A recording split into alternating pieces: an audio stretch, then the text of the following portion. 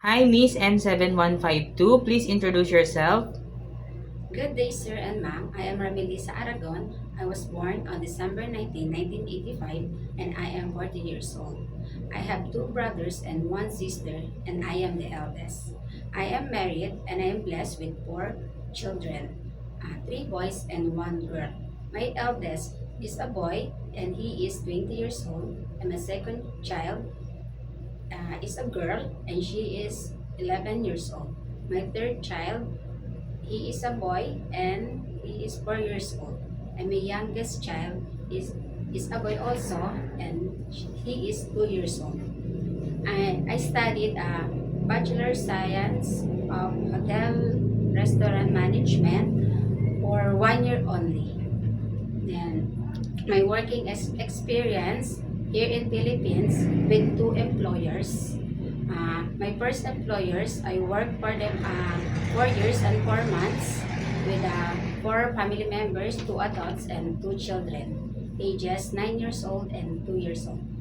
I do the household chores like cleaning, marketing, ironing, washing, and taking care of the kids.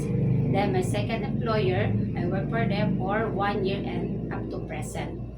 Then they are three family members, two adult and one children, ages 4 years old.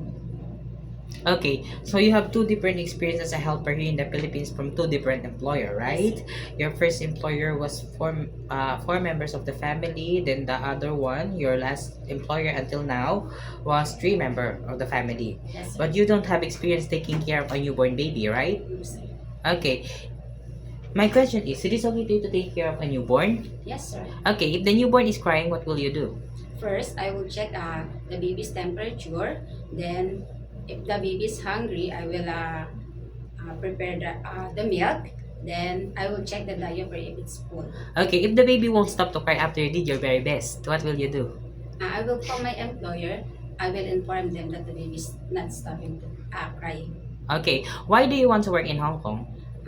I want to work in Hong Kong because it's a high salary and it's a safe countries. Okay, and how long do you want to work in Hong Kong? 2 years and more, sir. Okay, um, do you have any idea how to prepare Chinese food? No, sir, but I'm willing to learn to prepare Chinese food by watching YouTube and reading a recipe. Okay, if your employer prepare food, it is okay to you to eat? Yes, sir. It is okay to you to share job with a helper? Yes, sir. How about sharing room with a baby? Yes, sir. It's okay. Okay, it is okay to you to learn their language? Yes, sir. Okay, my last question is, what will be your message for your dearest employer? To my dearest employer, I am a hardworking, fast learner, honest, and very responsible. And I will follow your rules and regulation in your house. Okay. Thank you very Thank much, you. Miss Remelisa. Thank you. Thank you.